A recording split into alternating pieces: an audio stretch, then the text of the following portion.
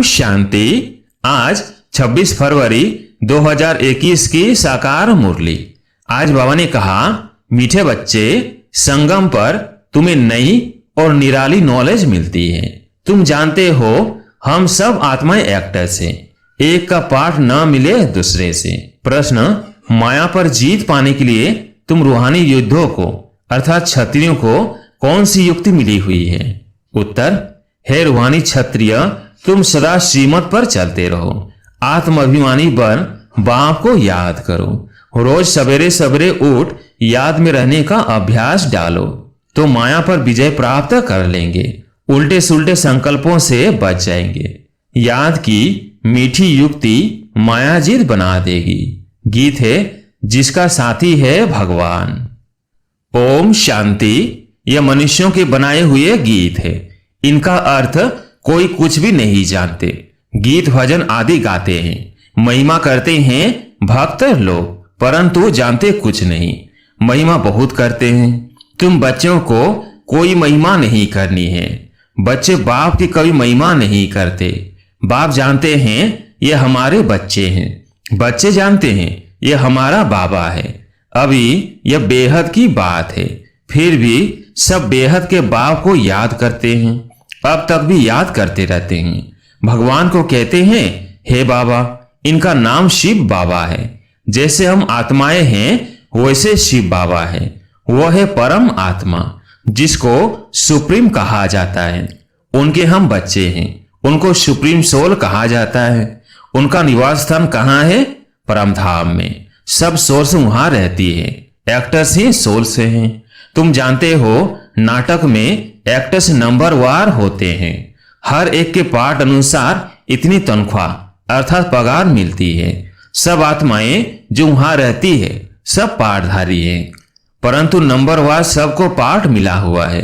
रूहानी बाप बैठ समझाते हैं कि रूहों में कैसे अविनाशी पार्ट नूंधा हुआ है। सब रूहों का पार्ट एक जैसा नहीं हो सकता। सब में ताकत एक जैसी होती नहीं। तुम जानते हो कि सबसे अच्छा पार्ट उनका है जो पहले शिव की रुद्र माला में है। नाटक में जो बहुत अच्छे अच्छे एक्टर्स होते हैं उनकी कितनी महिमा होती है। सिर्फ उनको देखने लिए भी लोग जाते हैं। तो यह बेहद का ड्रामा है। इस बेहद के ड्रामा में भी ऊंच एक बाप है। ऊंच से ऊंच एक्टर, क्रिएटर, डायरेक्टर भी कहें, वह सब है हद के एक्टर्स, डायरेक्टर्स आदि। उनको अपना छोटा पार्ट मिला हुआ है। पार्ट आत्मा बजाती है, परंतु देह अभिमान के कारण कह देते हैं कि मनुष्य का ऐसा पार्ट है। बाप कहते पार्ट सारा आत्मा का है। आत्म अभिमानी बनना पड़ता है। बाप ने समझाया है कि सतयुग में आत्म अभिमानी होते हैं। बाप को नहीं जानते। यह कलयुग में तो आत्म अभिमानी भी नहीं और बाप को भी नहीं जानते। अभी तुम आत्म अभिमानी बनते हो, बाप को भी जानते हो। तुम ब्राह्मणों को निराली नॉलेज मिलती है। तुम आत्मा को जान गए हो कि हम सब आत्माएं एक्टर्स हैं। सबको पार्ट मिला हुआ है। जो एक न मिले दूसरे से, वह पार्ट सारा आत्मा में है। यूं तो जो नाटक बनाते हैं वो भी पार्ट आत्मा ही धारण करती है। अच्छा पार्ट भी आत्मा ही लेती है। आत्मा ही कहती है मैं गवर्नर हूं, फलाना हूं, परंतु आत्म अभिमानी नहीं बनते।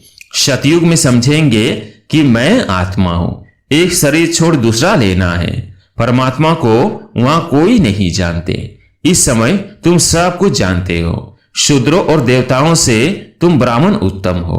इतने ढेर ब्राह्मण कहां से आएंगे जो बनेंगे? लाखों आते हैं प्रदर्शनी में। जिसने अच्छी तरह समझा, ज्ञान सुना, वो प्रजा बन गए। एक एक राजा की प्रजा बहुत होती है। तुम प्रजा बहुत बना रहे हो। प्रदर्शनी प्रोजेक्टर से कोई समझकर अच्छे भी बन जाएंगे। सीखेंगे, योग लगाएंगे, अभी वो निकलते जाएंगे।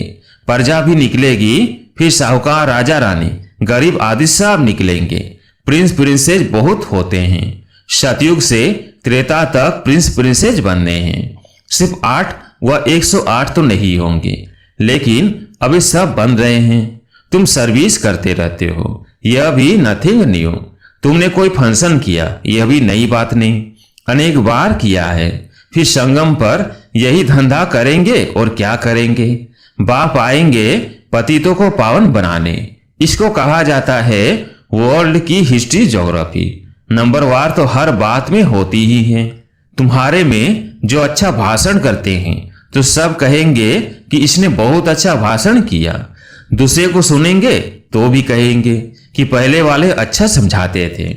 तीसरे फिर उनसे तीखे होंगे तो कहेंगे ये उनसे भी तीखे हैं। हर बात में पुरुषार्थ करना होता है कि हम उनसे ऊपर जाए। होशियार जो होते हैं वो झट हाथ उठाएंगे भाषण करने लिए।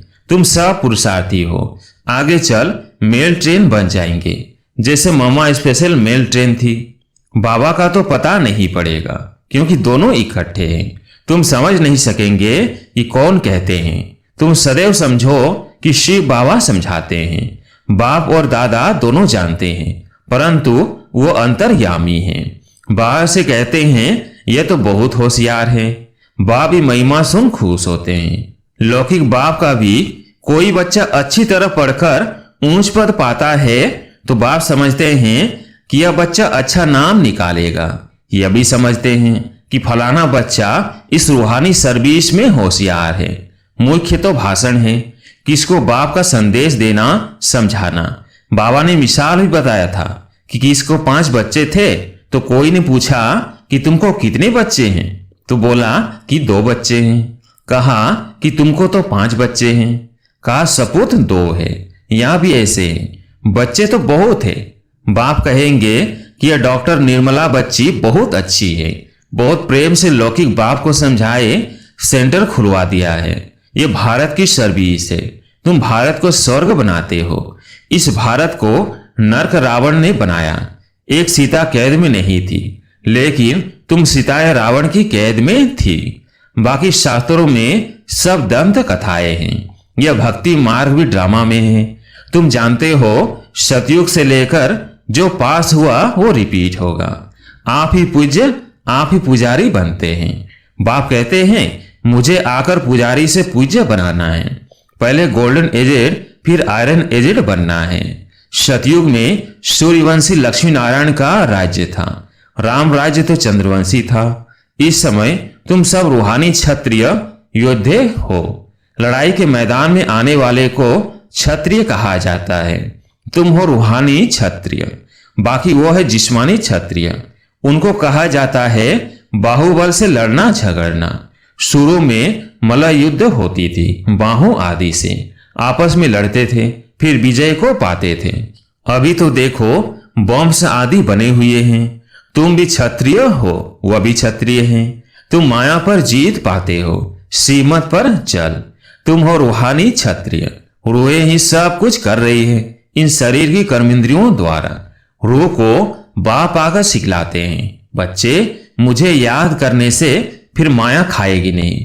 तुम्हारे विकर्म विनाश होंगे और तुमको उल्टा सुल्टा संकल्प नहीं आएगा। बाप को याद करने से खुशी भी रहेगी। इसलिए बाप समझाते हैं कि सवेरे उठकर अभ्यास करो। बाबा आप कितने मीठे हो। आत्मा कहती है बाबा। बाप ने पहचान दी है मैं तुम्हारा बाप हूं। तुमको सृष्टि के आदि मध्य अंत का नॉलेज सुनाने आया हूं। यह मनुष्य सृष्टि का उल्टा झाड़ है।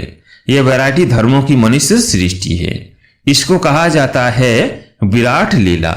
बाप ने समझाया है कि इस मनुष्य झाड़ का मैं बीज रूप हूं। मुझे याद करते हैं। कोई किस झाड़ का है, कोई किस झाड़ का है, फिर नंबरवार निकलते हैं। यह ड्रामा बना हुआ है। कहावत है कि फलाने ने धर्म स्थापक पैगंबर को भेजा, परंतु वहां से भेजते नहीं हैं। यह ड्रामा अनुसार रिपीट होता है। यह एक ही हैं जो धर्म और राजधानी स्थापन कर रहे हैं। यह दुनिया में कोई भी नहीं जानते। अभी है संगम, विनाश की ज्वाला प्रज्वलित होनी है। यह है शिव बाबा का ज्ञान यज्ञ। उन्होंने रुद्र नाम रख दिया है। प्रजापिता ब्रह्मा द्वारा तुम ब्राह्मण पैदा हुए हो। तुम ऊंच ठहरे ना, पीछे और बिरादरियां निकलती है। वास्तव में तो सब ब्रह्मा के बच्चे हो।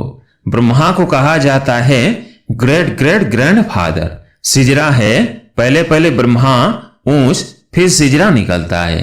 कहते हैं भगवान सृष्टि कैसे रचते हैं। रचना तो है, जब वो पतित होते हैं तब उनको बुलाते हैं। वही आकर दुखी सृष्टि को सुखी बनाते हैं। इसलिए बुलाते हैं, बाबा दुख हरता सुख करता आओ। नाम रखा है हरिद्वार, हरिद्वार अर्थात हरि का द्वार। वहां गंगा बहती है। समझते हैं हम गंगा में स्नान करने से हरि के द्वार चले जाएंगे, परंतु हरि का द्वार है कहां? वो फिर कृष्ण को कह देते हैं। हरि का द्वार तो शिव बाबा है, दुख हरता सुख करता। पहले तुमको जाना है अपने घर। तुम बच्चों को अपने बाप का और घर का अभी मालूम पड़ा है। बाप की गद्दी थोड़ी ऊंची है, फूल है ऊपर में, फिर युगल दाना उससे नीचे, फिर रुद्रमाला कहते हैं। रुद्रमाला सो विष्णु की माला।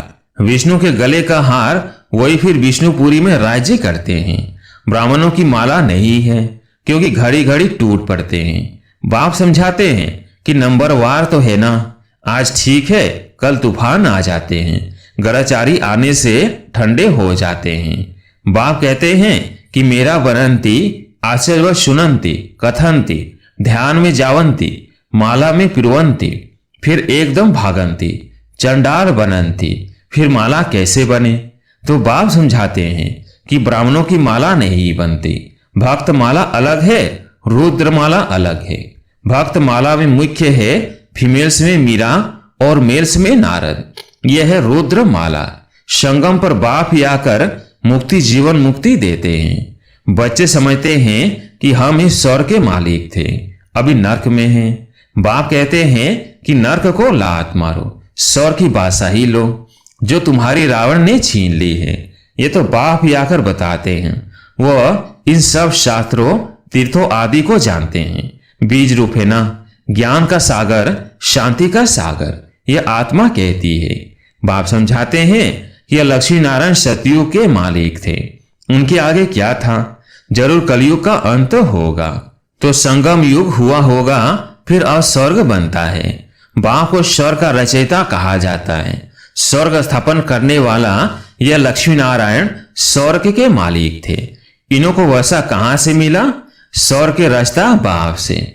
बाप का यह वर्षा है। तुम कोई से भी पूछ सकते हो कि लक्ष्मी नारायण को सतयुग की राजधानी थी कैसे ली, कोई बता नहीं सकेंगे। यह दादा भी कहता है कि मैं नहीं जानता था, पूजा करता था, परंतु जानता नहीं था। अब बाप ने समझाया है, ये संगम पर राजयोग सीखते हैं। गीता में राजयोग का वर्णन है। सिवाय गीता के और कोई भी शास्त्र में राजयोग की बात नहीं है।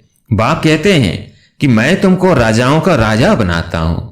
भगवान ने ही आकर नर से नारायण बनने की नॉलेज दी है। भारत का मुख्य शास्त्र है गीता। गीता कब रची गई यह जानते नहीं। बाप कहते हैं कल्प कल्प संगम पर आता हूं। जिनको राज्य दिया था वो राज्य गंवाकर फिर तमो प्रधान दुखी बन पड़े हैं। रावण का राज्य है। सारे भारत की ही कहानी है। भारत है ऑल राउंड, और तो सब बाद में आते हैं। बाप कहते हैं कि तुमको 84 जन्मों का राज बताता हूं। 5000 वर्ष पहले तुम देवी देवता थे। तुम अपने जन्मों को नहीं जानते हो। हे भारतवासियों, बाप आते हैं अंत में। आदि में आए तो आदि अंत का नॉलेज कैसे सुनाए? सृष्टि की वृद्धि ही नहीं हुई है तो समझाए कैसे? वहां तो नॉलेज की दरकार ही नहीं। बाप अभी संगम पर ही नॉलेज देते हैं। नॉलेज फुल है ना, जरूर नॉलेज सुनाने अंत में आना पड़े। आदि में तुमको क्या सुनाएंगे, ये समझने की बातें हैं। भगवानुवास कि मैं तुमको राजयोग सिखाता हूं। यह यूनिवर्सिटी है पांडव गवर्नमेंट की। अभी है संगम, यादव कौरव और पांडव, उन्होंने बैठ सेनाएं दिखाई है। बाप समझाते हैं यादव कौरव विनाश काले विपरीत बुद्धि, एक दो को गाली देते रहते हैं। बाप से प्रीत नहीं है। कह देते कि कुत्ते बिल्ली सब में परमात्मा है। बाकी पांडव की प्रीत बुद्धि थी। पांडव का साथी स्वयं परमात्मा था। पांडव माना रूहानी पंडे, वह है जिस्मानी पंडे, तुम हो रूहानी पंडे। अच्छा, मीठे मीठे शिकिल दे बच्चों प्रति माँ पिता बाप दादा का याद प्यार और गुड मॉर्निंग। रूहानी बाप की रूहानी बच्चों को नमस्ते। हम रूहानी बच्चों की रूहानी बाप दादा को याद प्यार गुड मॉर्निंग नमस्ते नमस्ते। धारणा के लिए मुख्य सार। पहला पॉइंट, आत्माभिमानी बन इस बेहद नाटक में हीरो पार्ट बजाना है। हर एक एक्टर का पार्ट अपना अपना है, इसलिए किसी के पार्ट से रीस नहीं करनी है।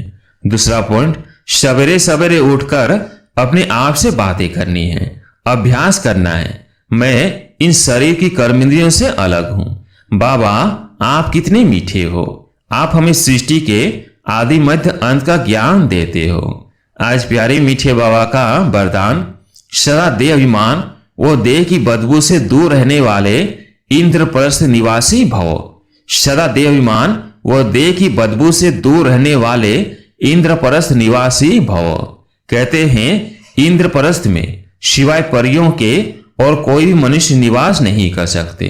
मनुष्य अर्थात जो अपने को आत्मा न समझ देह समझते हैं, तो देह अभिमान और देह की पुरानी दुनिया, पुराने संबंधों से सदा ऊपर उड़ते रहते। जरा भी मनुष्यपन की बदबू न हो, देही अभिमानी स्थिति में रहो, ज्ञान और योग के पंख मजबूत हो, तब कहेंगे इंद्रप्रस्थ निवासी। स्लोगन, अपने तन मन धन को सफल करने व सर्व खजानों को बढ़ाने वाले ही समझदार हैं। अपने तन मन धन को सफल करने व सर्व खजानों को बढ़ाने वाले ही समझदार हैं। अच्छा, ओम शांति।